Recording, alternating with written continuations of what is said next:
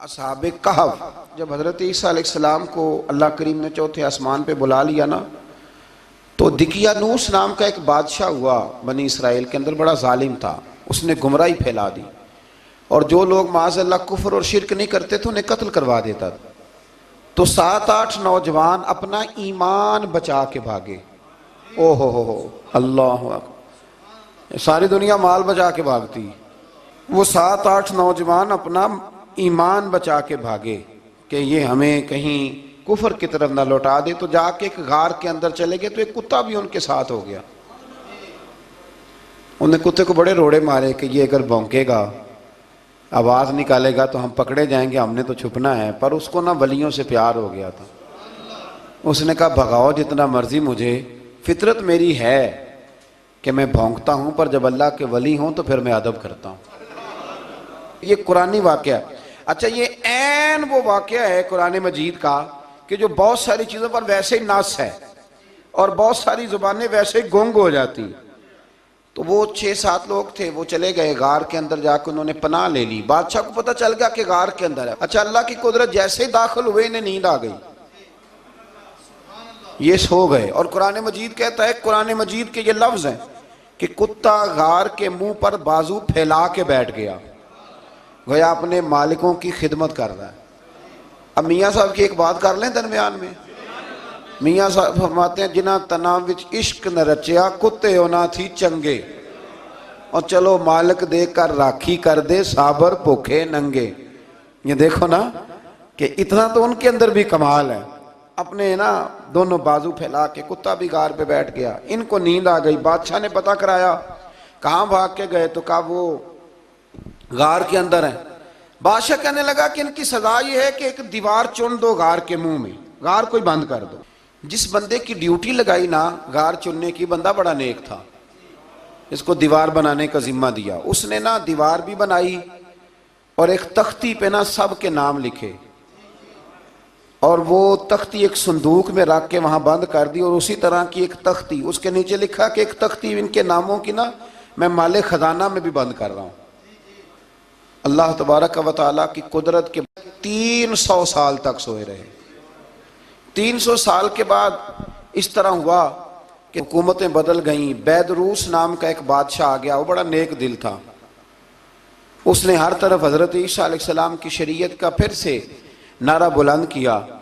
अब ना कुछ लोग ऐसे थे जो मुनकर हो गए थे कि मरने के बाद दोबारा कैसे उठेंगे। बादशाह एक दिन हुजरे में गया, जाके दुआ मांगी, या अल्लाह कोई ऐसी बात दिखा जिससे लोगों का ईमान पक्का हो जाए। इस तरह के भी बादशाह हुआ करते थे। तो रब करीम ने कहा, मैंने तो पहले एक राज छुपा के रखा हुआ है, खोल देते हैं। उसने दुआ मांगी और इधर क्या मामला हुआ, एक चरवाहा बकरियां चराने वाला वहां से गुजरा। उसने सोचा ये दीवार है, अगर इसका मुंह खोल लूं ना कभी तो मेरी बकरियां यहाँ थोड़ा सा धूप के अंदर सस्ता लिया करेंगी। उस चरवाहे ने क्या किया कि उसने वो दीवार गिराई ताकि मेरी बकरियां अंदर जाया करें। वो दीवार गिराई तो उसने अंदर 6-7 लोग सोए हुए देखे और कुत्ता भी सोया हुआ देखा। अल्लाह तबारक व तआला अपनी कुदरत से, अपने फजल से उनकी करवटें भी बदलता रहा। अपनी कुदरत से एक तरफ इंसान पड़ा रहे ना तो आज़ा गल जाते हैं, उनकी करवटें भी बदली जाती, मुनासिब रोशनी भी दी जाती, हरारत भी। उसने दीवार गिराई तो उनकी आंख खुल गई। एक दूसरे से कहने लगे, आज तो बड़ी गहरी नींद सोए हैं यार, आज तो लंबी नींद ही पूरी कर ली। चलो भूख बड़ी लगी है, एक दोस्त को भेजो। ये सारा वाकया कुरान मजीद में मौजूद है, मैं अपने लफ्ज़ों में बयान कर रहा हूँ। जाओ एक दोस्त को भेजो बाजार से ना खाना ले आए। पैसे वही 300 साल पुरानी करेंसी। वो जब नान भाई की दुकान पे गया ना सामान लेने, उसको पैसे दिए तो नान भाई ने हाथ पकड़ लिया, कहने लगा, मियाँ तू किधर से आया, ये कौन से पैसे? उसने कहा, पैसे काहे के?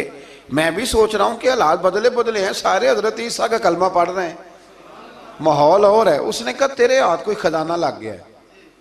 ये तो हम नाम सुनते थे कि यहाँ को दिकियानूस नाम का बादशाह है, कोई खजाना, बता कहाँ से लिए? शोर हुआ, हाकिम शहर तक खबर पहुंची, बादशाह तक पहुंची।